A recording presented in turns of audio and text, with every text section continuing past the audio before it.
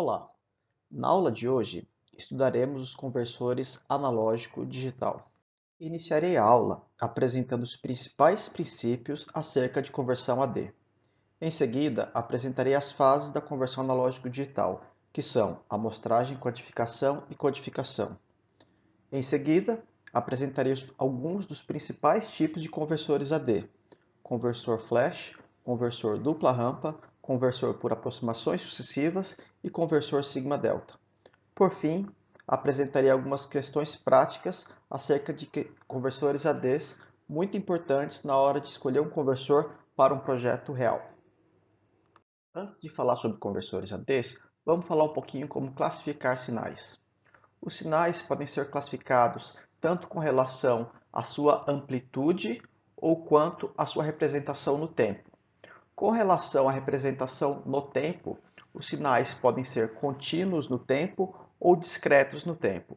Os sinais contínuos no tempo, eles podem ser representados durante todo o tempo, e nos sinais discretos no tempo, eles só possuem valores representativos em alguns intervalos discretos no tempo, geralmente intervalos periódicos.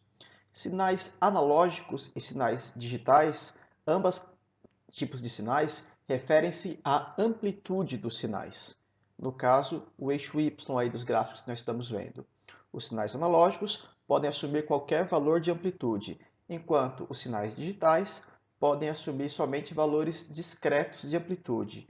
Geralmente, nos sistemas digitais que nós utilizamos, os sinais digitais assumem somente dois valores, 0 e 1, mas nada impede que tivéssemos um sistema digital com 3, 4 ou um número qualquer de valores discretos.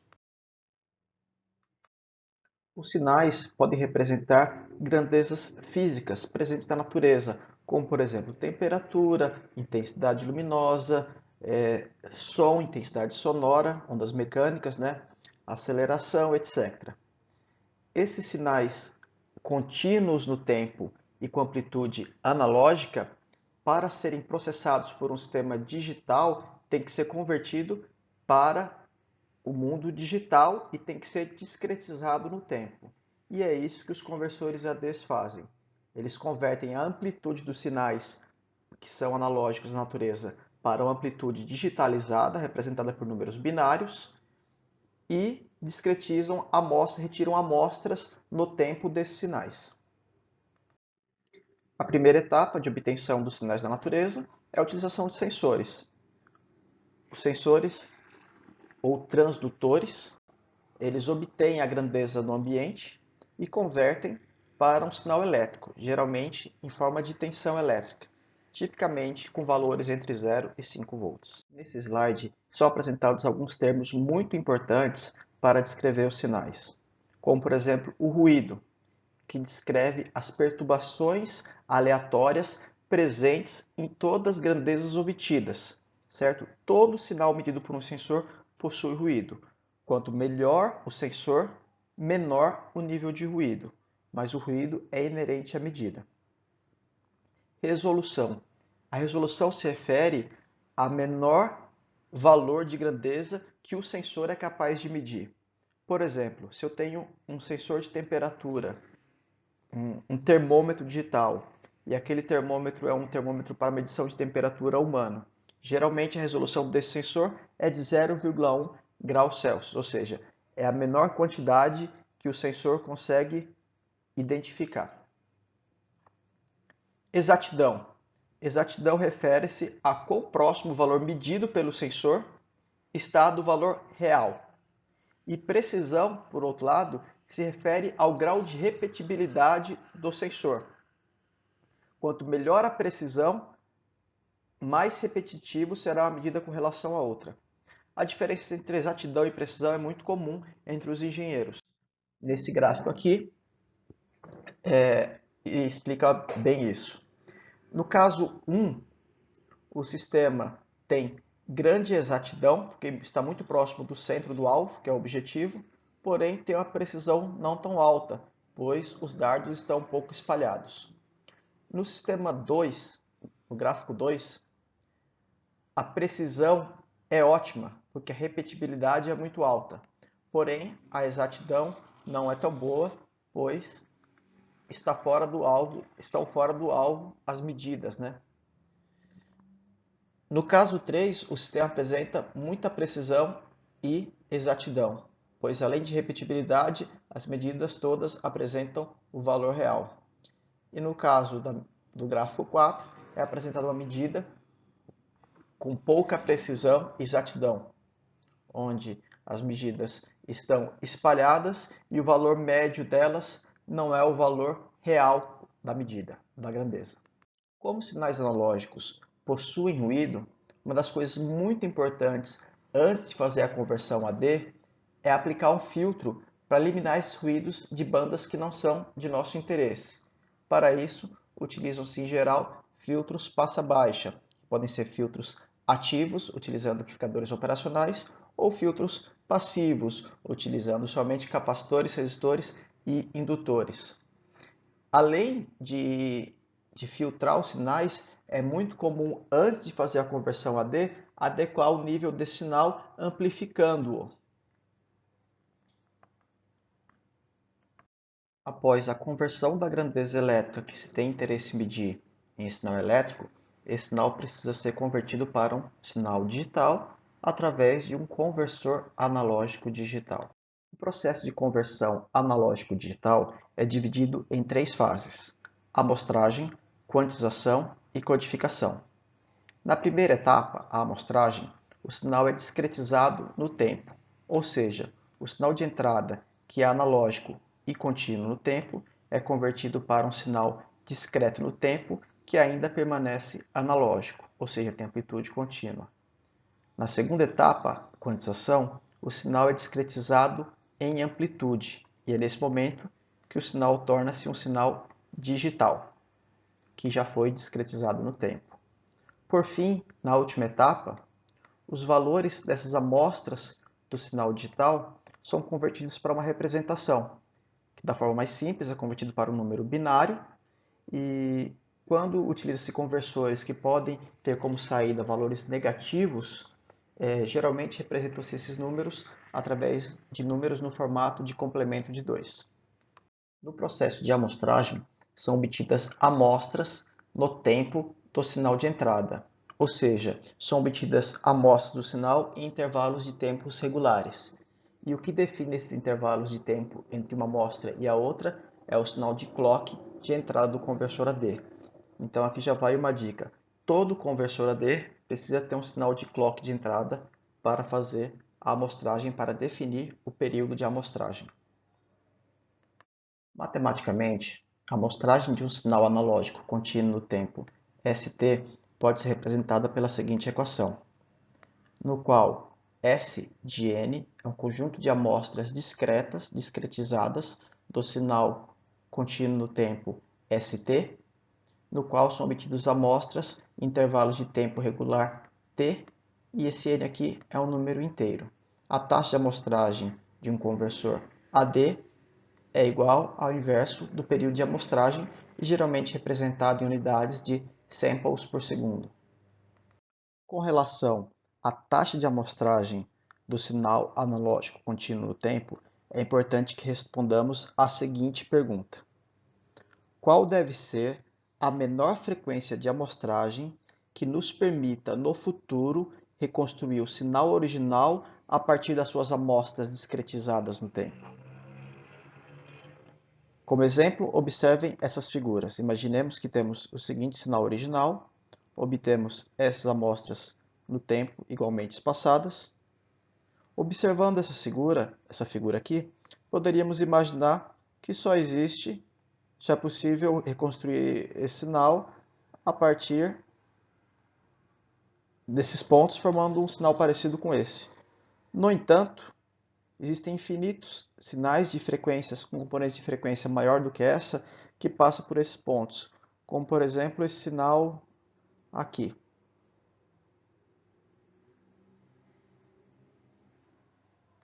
Ou qualquer outro sinal que passe pelos pontos que possa ter uma frequência maior, como por exemplo esse sinal aqui. Enfim, existem infinitos sinais que podem ser reconstruídos a partir dessas amostras. Então, Como resolver esse problema? O teorema da amostragem de Shannon-Nyquist responde essa pergunta. Então, qual seria a taxa de amostragem necessária para reconstruir um sinal original a partir de suas amostras? É necessário que esse sinal seja mostrado com uma taxa de amostragem maior do que 2 vezes a frequência do máximo componente presente naquele sinal. Por exemplo, imaginemos um caso mais simples, onde temos um sinal com somente um componente de frequência, no caso uma senoide, de, por exemplo, 100 Hz.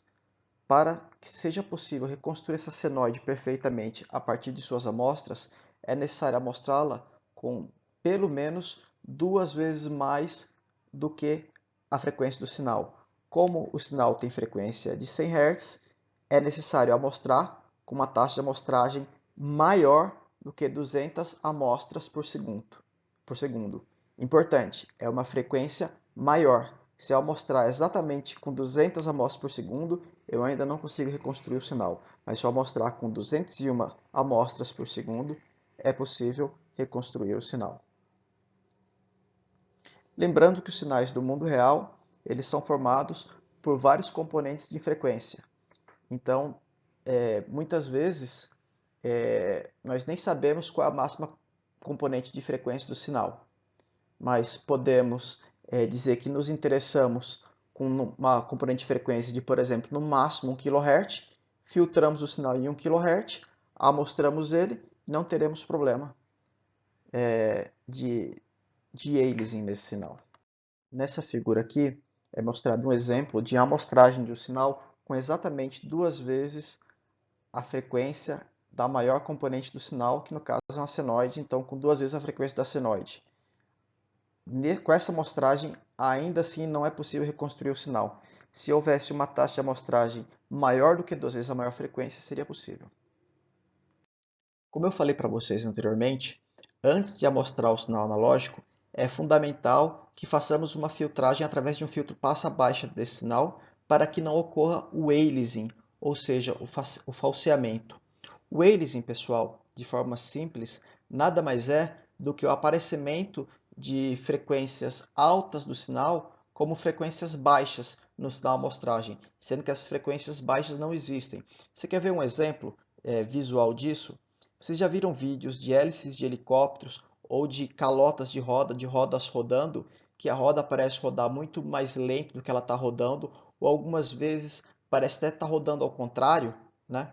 Se você fizer a analogia do movimento circular da roda com o movimento senoidal, onde uma volta da roda equivale a um ciclo da senoide, para que seja possível reconstruir o sinal amostrado do vídeo, é necessário que se obtenha mais do que 2 amostras por cada revolução da hélice ou da roda, né? Se não for obedecido essa taxa de amostragem de maior do que 2 vezes a velocidade de revolução da roda, ocorrerá o aliasing, perfeito?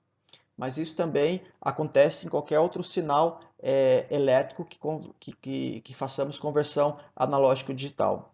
Um exemplo bastante interessante da necessidade de passar um filtro passa-baixa, ou seja, um filtro anti-aliasing no sinal, é com relação a sinais de áudio. Consideremos o ouvido humano, que é capaz, o ouvido perfeito, ele consegue perceber frequências de 20 Hz até no máximo 20 kHz. O meu só chega a uns 14, mas em geral consegue obter frequências de até 20 kHz no ouvido perfeito.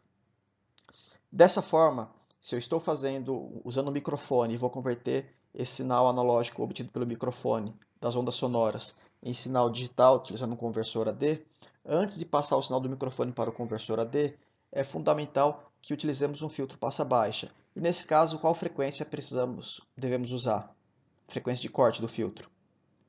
20 kHz, porque acima de 20 kHz não há informação audível para o ser humano. Então a primeira coisa antes de mostrar o sinal é passar um filtro passa-baixa com frequência de corte em 20 kHz. E qual seria a taxa de amostragem necessária para esse sinal?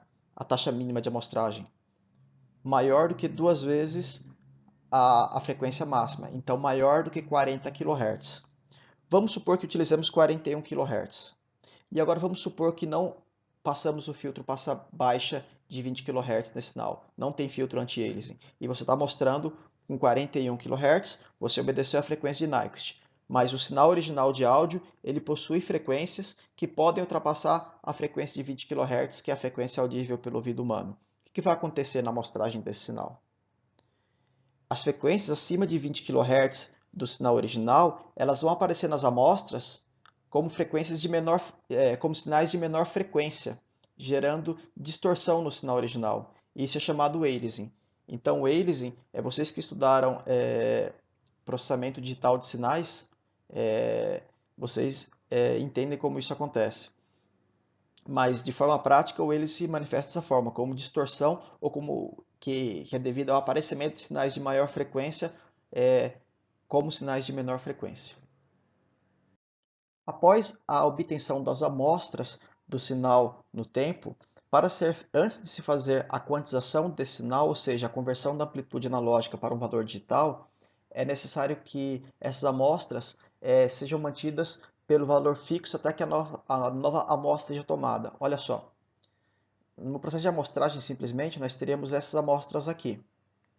No entanto, o circuito que faz a quantização dessas amostras, ele requer que essa amostra fique por um tempo estável com essa amplitude. Então, o circuito de retenção pega essas amostras aqui e retém o valor delas de forma constante até que seja obtida a nova amostra.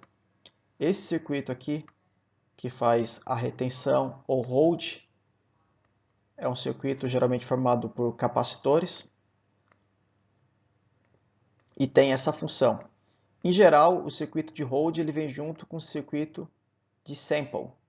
Então, esse circuito é denominado de forma geral como circuito de sample and hold, né, que faz a amostragem e mantém a amostra com um valor constante até que seja feita a quantização pelo circuito de quantização.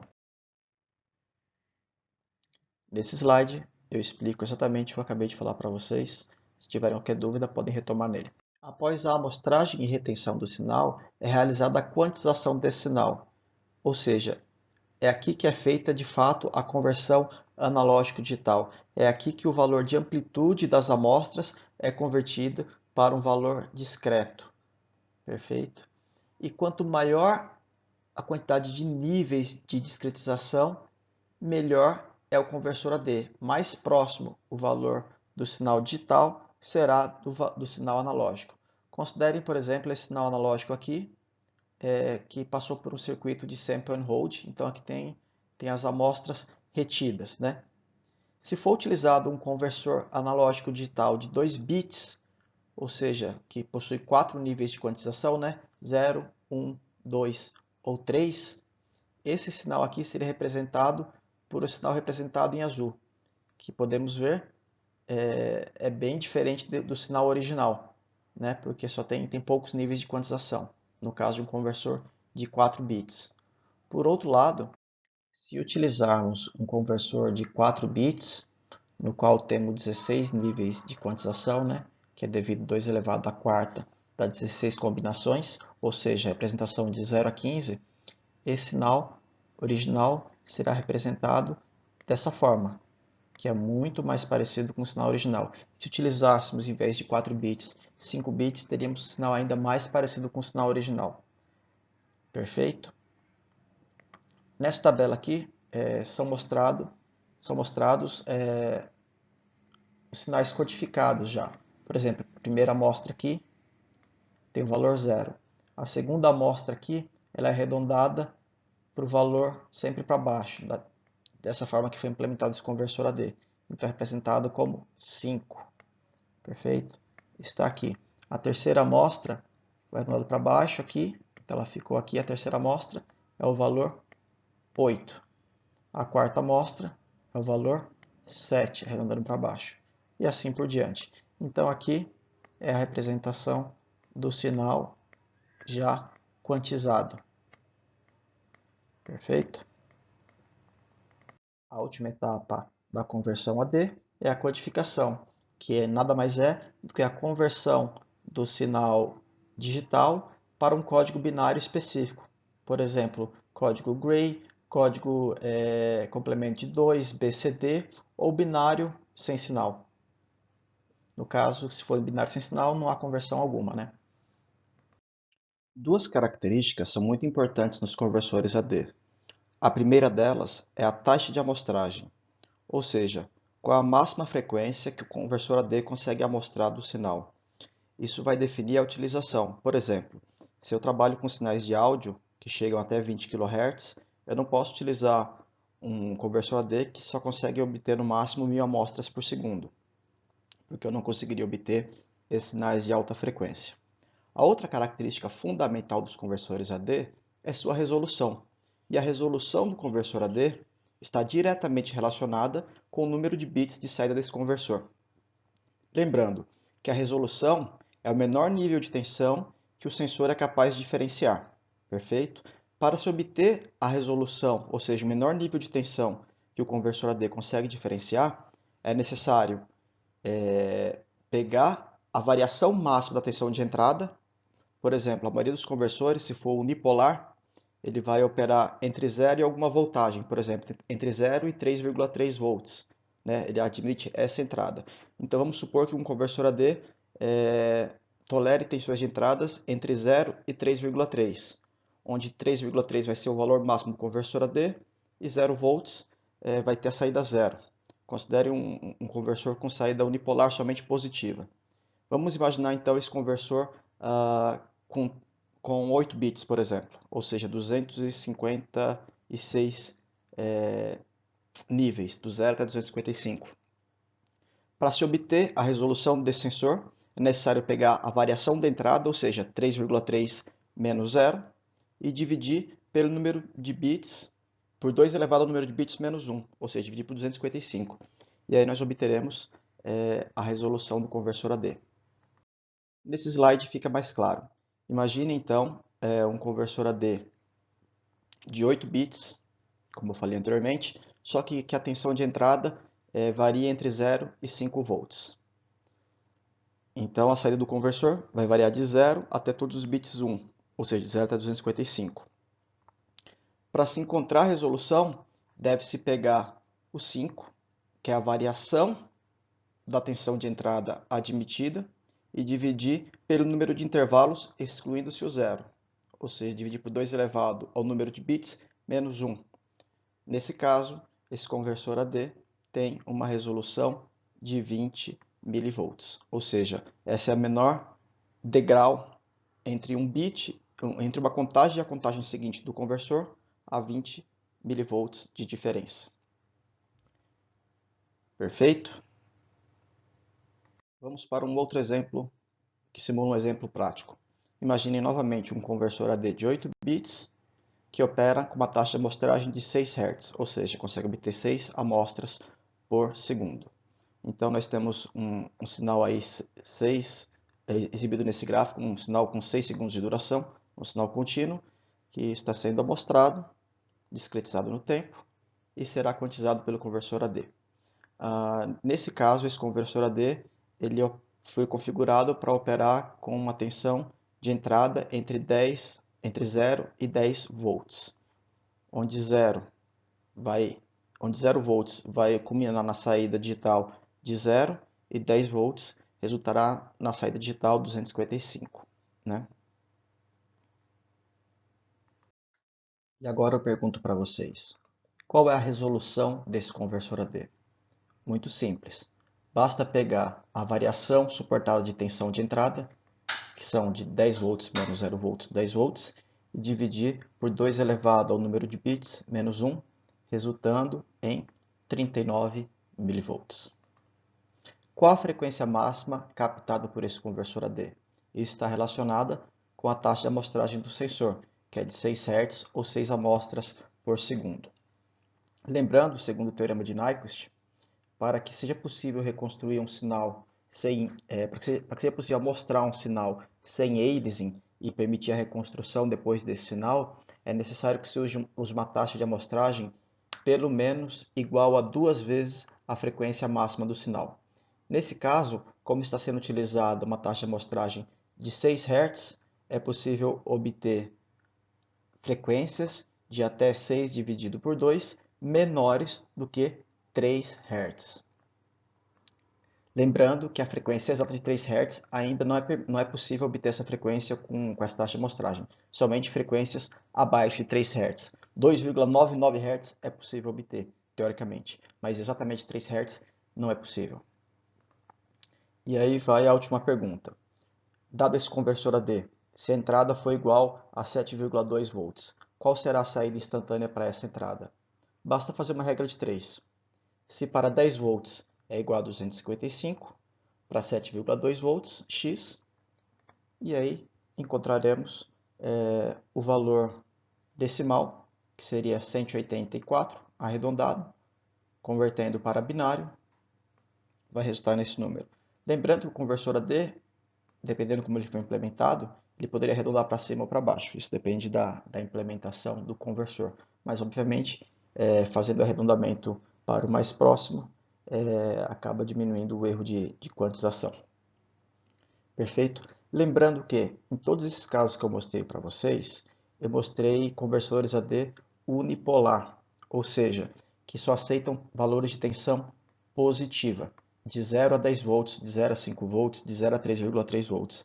Porém, existem conversores AD bipolares que aceitam tensões de entradas negativas e positivas. Por exemplo, se eu colocar, existem conversores ADs que aceitam tensão de menos 5 a mais 5 volts. Nesse caso, a excursão da tensão de entrada é mais 5 menos menos 5, também é 10 volts de excursão na entrada. Então, nos casos em que eu tiver conversores bipolares que suportem tensões de entradas negativas, para calcular a resolução, eu devo considerar todo esse range de entrada. E geralmente, esses conversores bipolares, eles representam a saída no formato de complemento de 2. Perfeito? Eles representam 0 volts como 0. A tensão máxima, por exemplo, positiva de 5 volts, representam como 2 elevado a n menos 1. E a tensão máxima negativa, menos 2 elevado a n menos 1. Perfeito? Na verdade, menos 2 elevado a n, porque o zero ele é considerado positivo. Então fica menos 2 elevado a n na parte negativa. Aqui eu deixei duas questõezinhas para vocês pensarem. Essa primeira é bastante interessante, bastante simples. Peço que depois vocês leiam e respondam essas questões. Se tiverem qualquer dúvida, é só entrar em contato. Vamos falar agora sobre alguns dos principais tipos de conversores AD. Apresentarei 4 tipos, mas existem muitos outros tipos além desses. Mas aqui é só para a gente ter uma noção de como funciona o mecanismo interno desses dispositivos. Começarei apresentando os conversores ADs do tipo flash. Eles são os conversores mais rápidos, operam com taxa de amostragem de até 10 megasamples por segundo. Porém possuem circuitos mais complexos, o que os torna, consequentemente, mais caros. Eles são utilizados em sinais de alta frequência, como em sinais de vídeo e em osciloscópios de alta taxa de amostragem. Como ele é mais rápido, uma das consequências é fazer com que ele tenha um menor número de bits. Isso vocês vão perceber que é natural. De modo geral, quanto mais rápidos os conversores ADs, menor a resolução, menor o número de bits desses conversores. Isso é uma regra que a natureza acaba impondo devido a limitações tecnológicas. Não é que eles queiram fazer assim, é que acaba sendo uma consequência. Os conversores AD do tipo flash, eles são compostos por uma rede de comparadores analógicos e um codificador digital. E para um conversor de 3 bits, um conversor com uma baixíssima resolução, são necessários 7 comparadores. E um comparador já possui bastante eletrônica nele, por isso que mesmo um conversor AD simples como esse, possui muitos componentes eletrônicos. Para ficar mais claro, segue um exemplo da estrutura de um conversor AD do tipo flash de 3 bits. Nós temos os 7 comparadores, temos a tensão de referência, que é a tensão máxima, aquele mais VRF, que é a tensão máxima suportada pelo conversor AD. No caso aqui é um conversor unipolar, ele só suporta tensão de 0 até mais VRF, mas poderia ser de mais VRF até menos VRF. no caso teria esse 0 volts na metade do divisor, mas vamos considerar esse nosso caso aqui unipolar. E nós temos resistores aqui do mesmo valor, que divide esse VRF em intervalos iguais, e de acordo com o valor de entrada aqui, se o valor de entrada for maior do que o valor de referência de cada um dos comparadores, a saída do comparador vai ser positiva, e esse codificador de prioridade, por exemplo, se a saída, ele vai pegar a saída mais alta positiva, se for, por exemplo, o 6 a mais alta positiva, o 7 for 0 e o 6 for positiva, independentemente dessas outras serem positivas ou negativas, mas serão todas positivas, ele vai levar o valor da saída, por exemplo, para 6, binário. Se for 4, todos aqui forem positivos, ele vai pegar o valor 4 e vai exibir na saída do conversor AD. Muito simples, né? Vocês estudaram lá em circuitos lógicos codificadores de prioridade, vocês certamente seriam capazes de construir um conversor desse com elementos discretos. Claro que não vale a pena, porque ficaria muito grande, seria trabalhoso, teria muitos erros devido a esses resistores não serem exatamente iguais, então vocês teriam um erro de quantização, e a gente costuma comprar circuitos prontos com conversores ADs. Então, só para fechar, as principais características dos conversores ADs do tipo flash é que o número de comparadores é igual ao número de intervalos de quantização, 2 elevado a n menos 1. Os comparadores com voltagem de referência menor que a voltagem de entrada terão suas saídas igual a 1. Por outro lado, os que tiverem tensão de referência dos comparadores maior do que a tensão de entrada terão valor de saída igual a 0. E pelo atraso do sensor ser devido somente ao tempo do comparador operar, e o comparador pode ser construído comparadores bem rápidos, eles permitem implementar conversores muito rápidos, capazes de operar na faixa de megasamples por segundo, porque são capazes de obter milhões de amostras por segundo. Vamos falar agora sobre os ADC do tipo dupla rampa. Esses conversores são os mais lentos. Eles conseguem fazer tipicamente de 10 a 100 amostras por segundo. Ou seja, tem um período de amostragem entre 10 e 100 milissegundos. Mas possui um circuito simples e com boa resolução, tipicamente com saídas de 16 bits, podendo variar para um pouco mais ou um pouco menos. Esses conversores ADs são muito utilizados em voltímetros digitais. Essa taxa de amostragem de 10 a 100 amostras por segundo é suficiente para multímetros digitais, onde o humano vai visualizar o display. Não há necessidade de uma taxa de atualização maior do que essa. O circuito dos conversores analógico digital do tipo dupla rampa são compostos de uma chave de entrada analógica, um integrador, circuito integrador com amplificador operacional, que é o gerador da rampa, um comparador, um contador e um registro. Nesse diagrama são apresentados os principais componentes dos ADCs do tipo dupla rampa. Mais aqui à esquerda temos a chave analógica,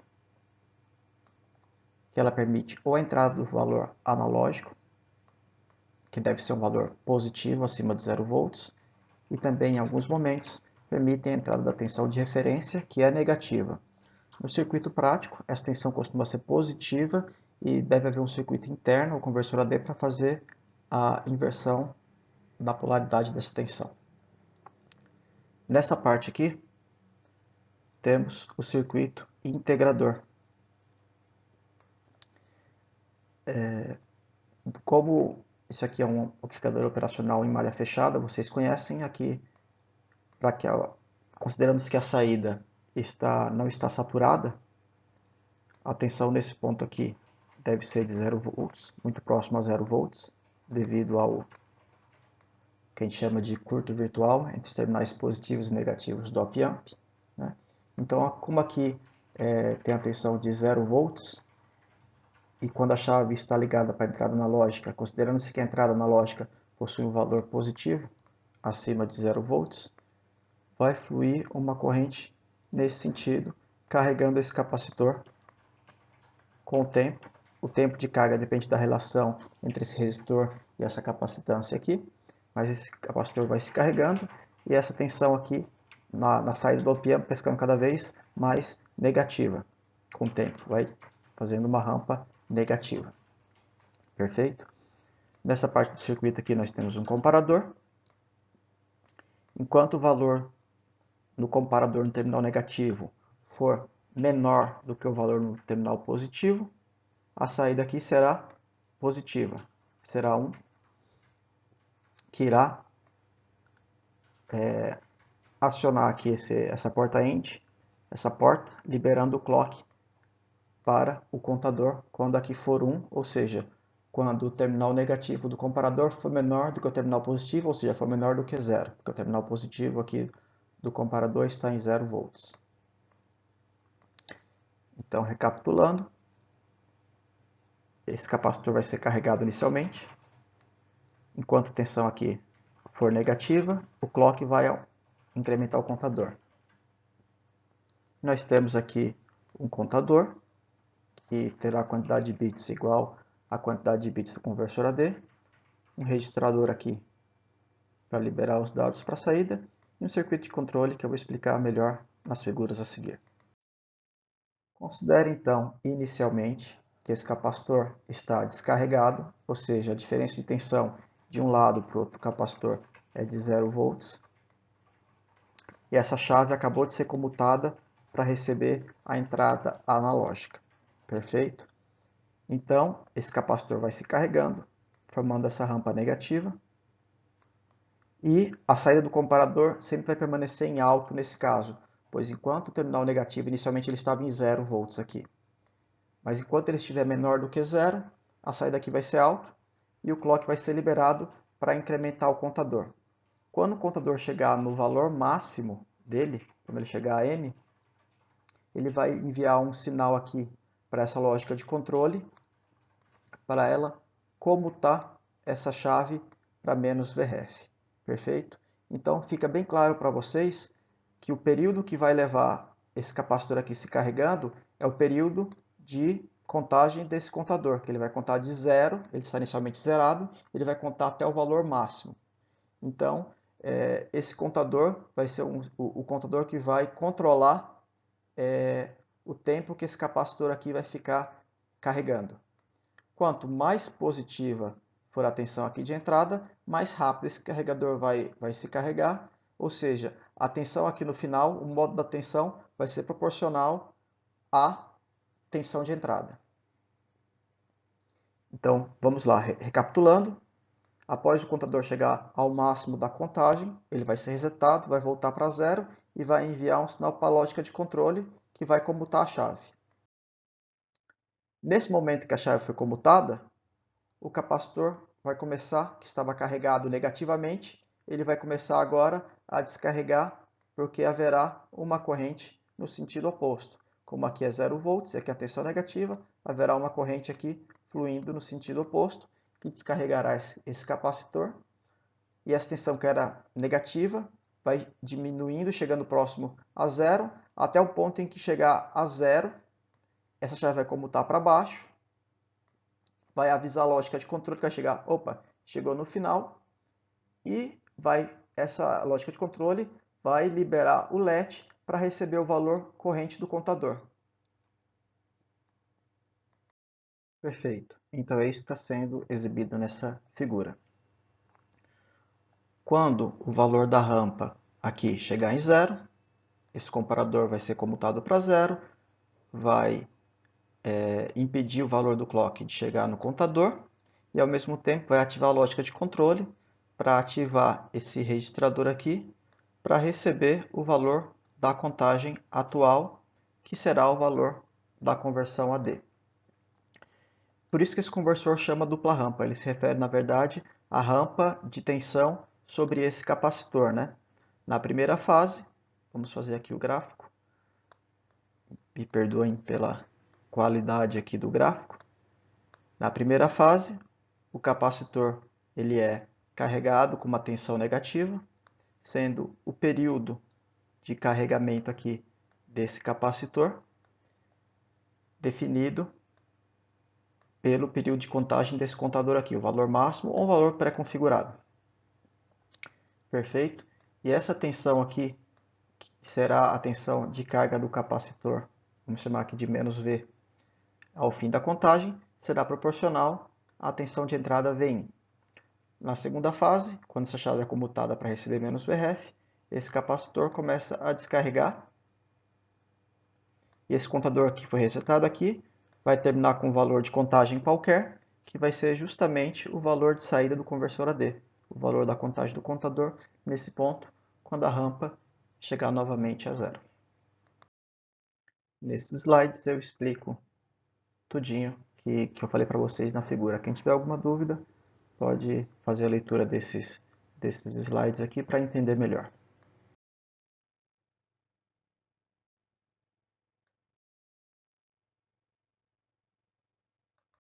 Vamos falar agora dos conversores analógico digital do tipo aproximações sucessivas, ou SARs, Successive Approximations. Esses tipos de conversores ADs são um dos mais populares nos microcontroladores, internos aos microcontroladores. Eles possuem um bom compromisso entre velocidade, resolução e custo, por isso que torna ele bastante popular. As resoluções mais comuns são de 10 e 12 bits, havendo implementações de até 18 bits, e as taxas de amostragem chegam até 4 megasamples por segundo. Então ele é um conversor intermediário entre o dupla rampa e o flash, né? Sendo mais rápido que o dupla rampa e um pouco mais lento que o flash.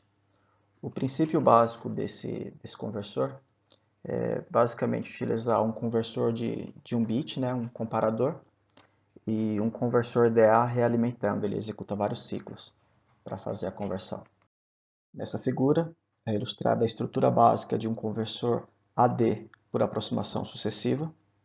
Conforme falado, o conversor é composto por um comparador e um conversor digital analógico, com a mesma quantidade de bits do conversor AD que ele compõe.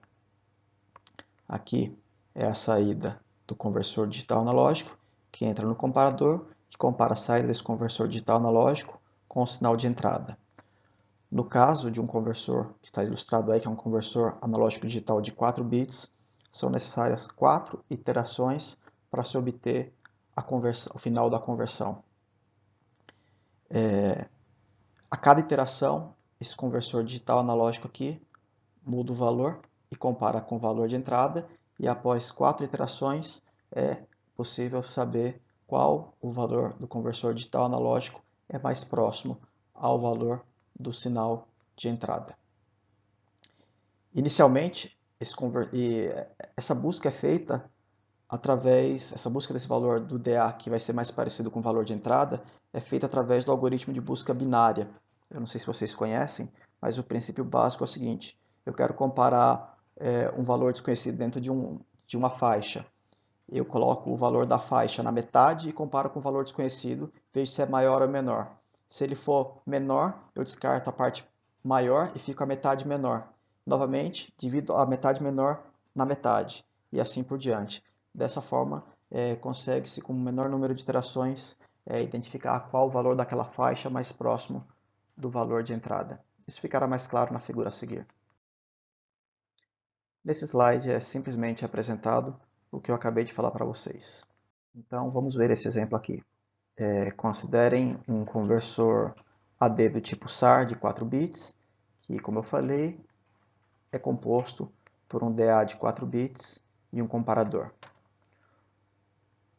Nesse funcionamento, considere que o Vout vai ser igual, Vout é a tensão que sai aqui, ó, do DA, é igual a 8 volts quando o terceiro bit estiver em nível alto, vai ser igual a 4 volts quando o bit 2 estiver em nível alto, vai ser igual a 2 volts quando o bit 1 estiver em nível alto, e vai ser igual a 1 volt quando o bit 0 estiver em nível alto.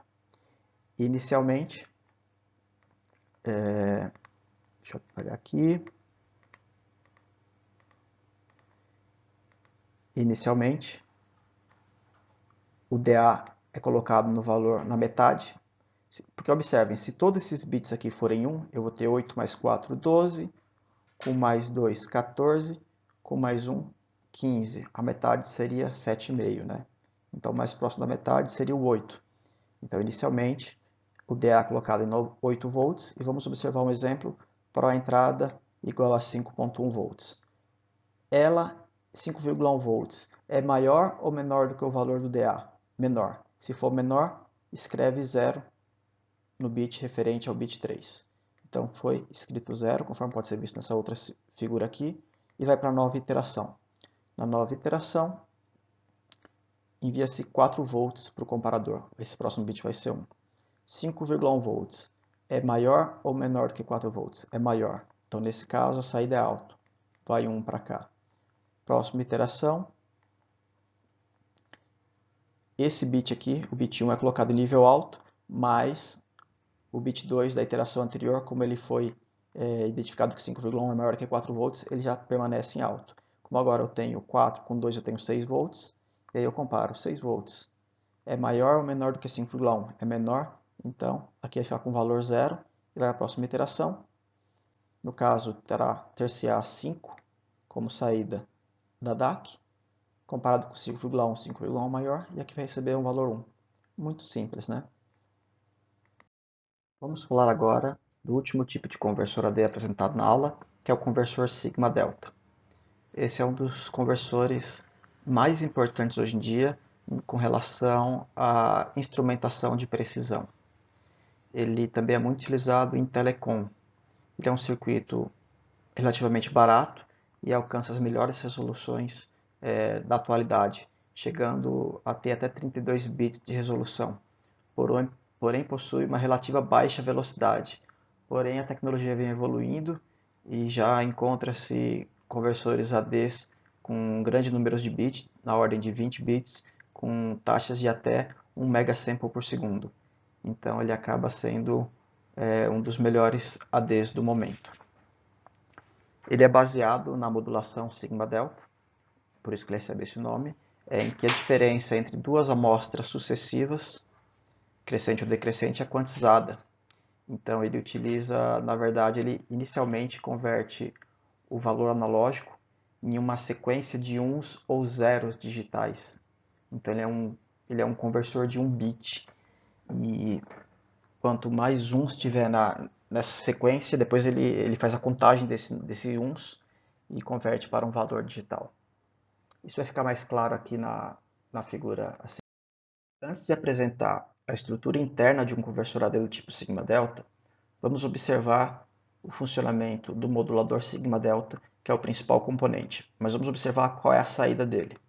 Como eu falei para vocês, o conversor AD do tipo sigma-delta, ele tem um estado intermediário, no qual ele converte o valor analógico em uma sequência de zeros e uns.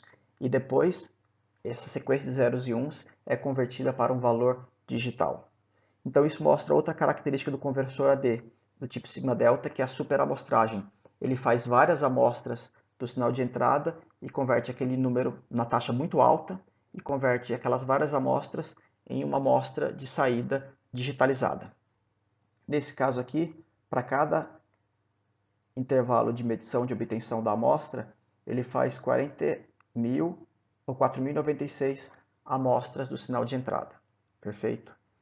Se o sinal de entrada tiver o valor máximo positivo da tensão aceita pelo conversor AD, todas as 4.096 amostras serão iguais a 1. Se o valor de entrada for igual à tensão mínima de entrada do conversor AD, menos max, todas as 4.096 bits serão iguais a 0. E se o valor de entrada de tensão for intermediário, exatamente a metade entre a tensão máxima e mínima, ou seja, 0 volts nesse caso, para um conversor bipolar, teremos 2.048 bits uns e 2.048 bits zeros. Dessa forma, contando em cada intervalo de tempo a quantidade de bits uns, é possível identificar, converter a quantidade de números de bits uns em um valor digital que é referente ao valor de tensão analógica obtido na entrada do conversor AD. Nessa figura é apresentado o principal componente dos conversores AD do tipo sigma delta, que é o modulador sigma delta. Esse dispositivo é responsável por converter a entrada analógica na sequência de uns e zeros, que foi mostrado, por exemplo, na figura anterior. Ele é um circuito realimentado, composto por um conversor DA de somente um bit, certo? E aqui nós temos um somador, que soma o valor de entrada com o inverso do valor do DA. E aqui nós temos o resultado da subtração, no caso, né? Que a gente chama de delta, por isso que é chamado de conversor sigma delta. Esse resultado aqui da subtração do sinal analógico com o sinal do conversor DA de 1 bit pode ser um valor positivo ou negativo, que é integrado, que depois é comparado com zero. E depois esse valor é passado para um latch, que é síncrono com o sinal de clock, que vai levar o sinal de saída. No caso da tensão analógica aqui de 0 volts, como a gente viu na figura anterior, a gente vai ter a cada pulso de clock um sinal 0, um bit 0 e um bit 1. Né? Então, quando em um momento do integrador a saída vai ser positiva, ele vai aumentar, no outro momento ele vai diminuir, vai ficar sempre o integrador fazendo isso. E se a gente for olhar aqui no comparador, comparando com 0 volts, a gente vai ter pulsos de 0 e 1, que vai ser sincronizado por esse latch aqui, por esse flip-flop D. E essa realimentação aqui vai fazer com que ele fique sempre tentando manter o sinal do integrador em torno do zero. Fica mais claro a compreensão do modulador sigma delta observando-se os sinais intermediários do modulador que são apresentados nessa figura. Aqui no gráfico, nessa parte superior, nós temos a entrada analógica, representada por esse sinal verde, que varia do valor máximo até o valor mínimo do conversor AD. No gráfico azul aqui, nós temos o resultado da subtração do valor analógico de entrada do sinal verde com o valor do DA de realimentação, que é esse valor roxo aqui embaixo. Observem inicialmente que o valor do DA analógico está em menos VREF, então se eu pegar o valor digital aqui, verde, e subtrair o menos VREF, menos com menos vai dar mais, e vai resultar nesse valor aqui positivo. Perfeito? E isso é válido para toda a figura. Quando o VREF aqui, ó, o valor do DA está em mais VREF, lembrando que é um DA de 1 bit, está em mais VREF. Se eu subtrair, se for feita a subtração do sinal de entrada aqui analógico com esse sinal aqui, como esse sinal aqui é positivo, vai ter que subtrair do sinal positivo, do sinal de entrada, e vai resultar em um sinal negativo. Lembrando que essa diferença do sinal analógico com o valor do DA, ela pode excursionar de até mais ou menos 2 vezes VREF. Nessa linha aqui azul claro, é apresentada a saída do integrador dessa diferença. Quando a diferença é positiva, o integrador incrementa. Quando a diferença é negativa, o integrador diminui. Né? Quanto mais negativa, mais rápido diminui. Quanto mais positiva, mais rápido é incrementado, como pode ser visto aqui. Foi bastante positivo o valor da diferença, ele incrementa rápido. Nesse caso aqui dá para ver um valor da diferença bastante negativo. O integrador ele baixa tensão bem rapidamente. Nesse gráfico laranja é mostrada a saída do comparador, que compara o sinal integrado com o zero. E já conseguimos ver basicamente a saída do modulador sigma delta. Né? Quando a tensão, o valor de tensão de entrada é alto, a gente tem mais uns. E quando o valor de entrada é baixo, nós temos mais zeros na saída. Na figura vermelha, nós temos basicamente o sinal do comparador que passa pelo latch, que ele está sincronizado com a borda de subida do clock. Está meio ruim ver porque a figura está pequenininha, mas ele pega o sinal do comparador e sincroniza com a borda de subida do clock. E nós temos a sequência de 1 e 0 aí que sai do latch, que é síncrono com o clock, que é justamente a sequência de 1s e zeros, que tem uma quantidade de 1s proporcional a tensão de entrada. Quanto mais próximo de mais VRF a tensão de entrada, mais uns temos na sequência de bits de saída do conversor AD que estamos sendo exibido aqui nessa imagem. Então, novamente, temos aqui o modulador sigma delta, conforme ilustrado na figura e no gráfico anterior, e nós teremos a sequência de bits 1 e 0 aqui, o resto do conversor AD, sigma delta, nada mais é do que um contador de bits e um registrador de saída que vai armazenar um número binário. Muito interessante, engenhoso e um pouco mais complexo do que os outros ADs que vimos nos slides anteriores. Para finalizar nossa aula, é importante eu falar de várias questões práticas a respeito dos conversores ADs. Falei muito dos princípios de funcionamento, dos princípios teóricos, mas não falei tanto de como utilizar esses conversores ADs na prática, e tem coisas muito importantes que eu quero falar aqui. Peço que vocês prestem muita atenção nessas informações, porque são informações que dificilmente vocês encontram em livros, mas vocês certamente, se forem usar um conversor AD na prática, farão essas perguntas que eu tentarei responder nesses slides.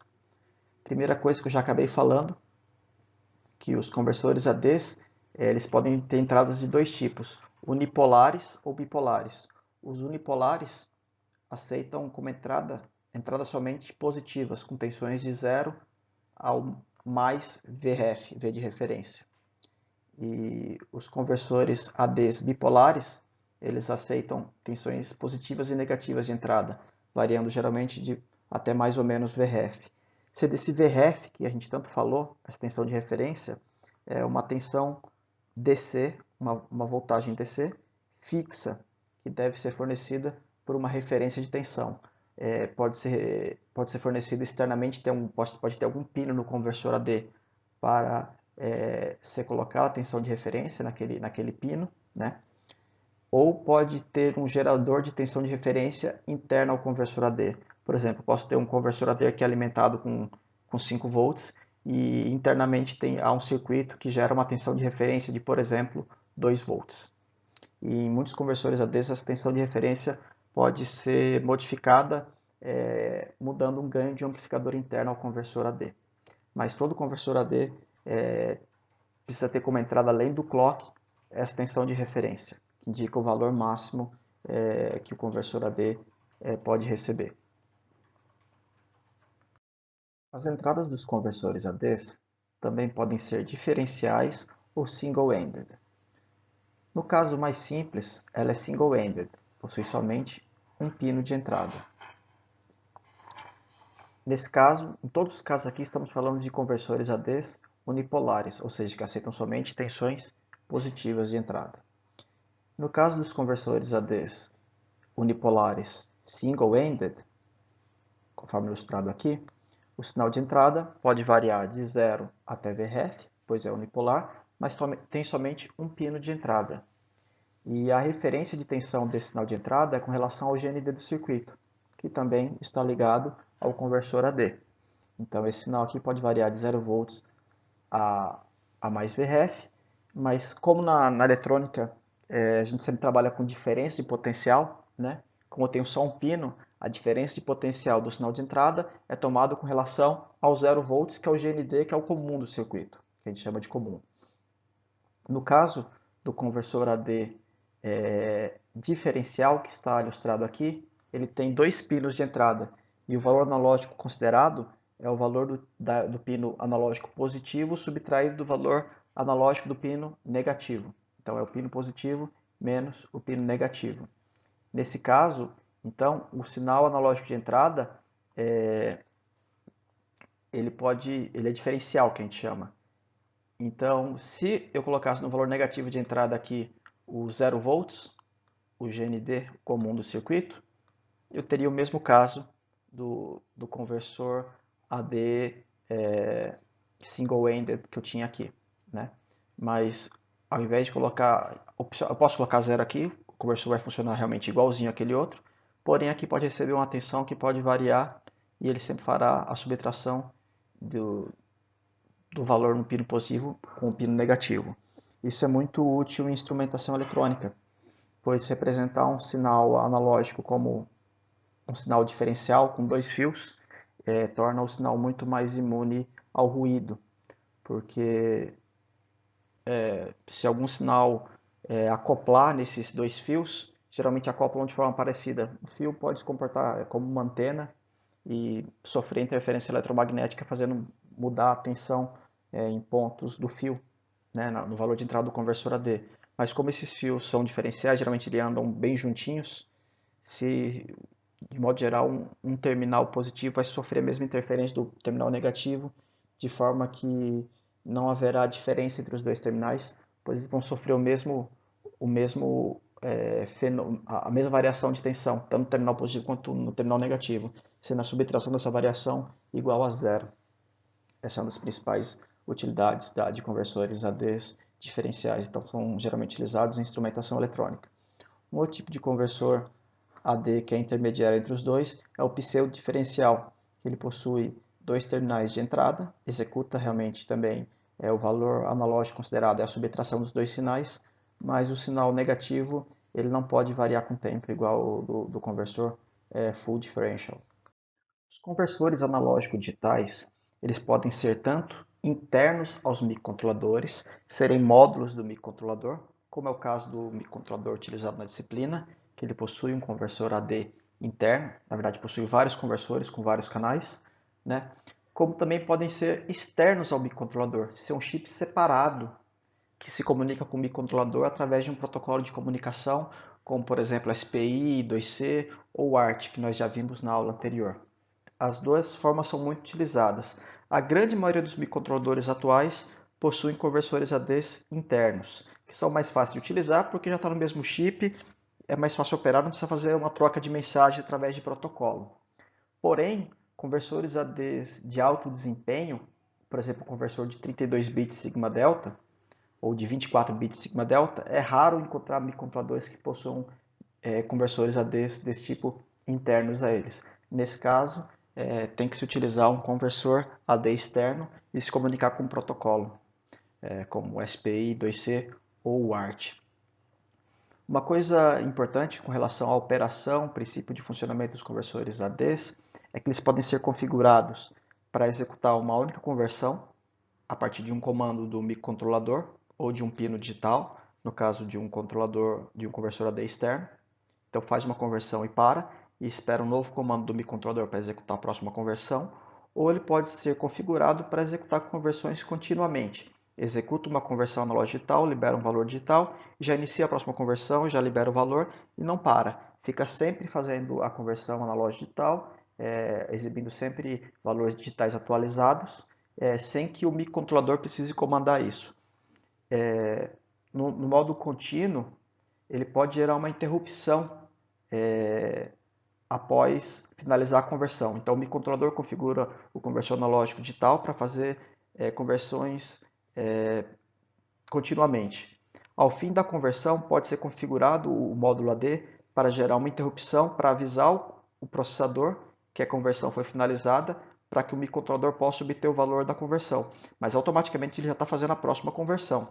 Então pode ser gerada interrupções, que no caso são periódicas, porque o microcontrolador, o conversor AD opera numa faixa que foi numa frequência do qual ele foi configurado, e após finalizar a conversão AD, que leva um período de tempo fixo, ele gera uma interrupção e que o processador pode parar o que está fazendo para obter o valor analógico e continuar depois do que está fazendo até que seja gerada uma nova interrupção. No caso de conversores ADs externos, operando nesse módulo de conversão contínua, esses conversores possuem um pino digital que deve ser ligado ao microcontrolador, que esse pino digital ele é comutado quando o conversor analógico termina uma conversão. Então, ao invés de gerar interrupção, ele comuta um pino. E esse pino pode ser ligado no microcontrolador, que aí vai gerar uma interrupção da mesma forma por I/O, que disparará, por exemplo, o comando para fazer a leitura via SPI do microcontrolador com o conversor AD para se obter o valor da conversão. Perfeito. Os conversores ADs que são internos ao microcontrolador, ele pode operar de forma com conversão única, mas disparada por timers. Eu posso ter uma interrupção gerada por um timer que vai disparar o início de conversão. E nesse caso ele vai se comportar de forma muito similar a um conversor AD que é configurado para fazer conversões continuamente. Por sinal, esse vai ser o modo que a gente vai utilizar na implementação da disciplina. A gente vai utilizar um conversor AD fazendo uma conversão única, mas que vai ser disparada por um timer, que é aquele timer, aquele LPTRM0 que nós utilizamos em outros exercícios. Os conversores analógico digital, além da tensão de referência, além da alimentação, além do GND, além das entradas, uma ou duas entradas analógicas, eles sempre requerem um sinal de clock, como já falei anteriormente. E esse sinal de clock vai determinar a velocidade da conversão. Geralmente o conversor precisa de vários ciclos de clock para concluir uma conversão. A não ser o tipo de o conversor flash, que ele executa uma conversão a cada pulso de clock do sinal de entrada. Mas sempre, todos os conversores ADs exigem um sinal de clock que seja colocado a eles. Quando é um conversor interno ao microcontrolador, esse sinal de clock pode ser gerado pelo módulo de controle de clock do microcontrolador e não precisa ser um pino externo, um clock externo no microcontrolador, pode ser um clock gerado internamente. Geralmente permite a configuração da velocidade de conversão, modificando-se a frequência desse sinal de clock. Claro, todo conversor AD vai ter uma frequência de clock máxima que ele pode operar. Se você ultrapassar aquele valor de clock, ele não vai funcionar corretamente. Mas uma regra muito importante que eu até já falei anteriormente: quanto mais rápido um conversor AD, geralmente menor é a sua resolução, certo? E para um mesmo conversor AD, como eu falei, você pode configurar a velocidade de conversão. Só que quando você vai chegando à velocidade de conversão máxima dele, ele vai exibindo menos bits com precisão, ele vai dando mais erros, especialmente nos bits menos significativos, né? Então, nessa tabela abaixo, eu estou mostrando o exemplo extraído do conversor AD ADS1672 da Texas Instruments. É um conversor Sigma Delta de 24 bits e que pode operar até 625 kilosamples por segundo, como mostrado na tabela. Mas quando ele opera na velocidade máxima, dos 24 bits, somente 16 estão sem ruído. Então, 16 bits e meio, né? Então, os outros 7 bits e meio não tem significado. Só é poder obter os 24 bits, mas somente os 16 bits e meio mais significativos possuem informação útil. Os outros possuem somente ruído. E observem quando vai diminuindo a velocidade do conversor, ele vai ficando com mais bits significativos. No caso, bits sem ruído, free noise. Essa informação é muito importante. Um conversor AD de 24 bits não necessariamente tem na saída 24 bits sem ruído. Pode ser que ele tenha somente 20 bits sem ruído e 4 bits sejam muito ruidosos que não têm informação útil. Então, a qualidade de um conversor AD não é determinada somente pelo número de bits dele, mas especialmente pela quantidade de bits free noise. É isso que importa. Pois é isso, pessoal. Agradeço mais uma vez a atenção e desejo bons estudos para vocês.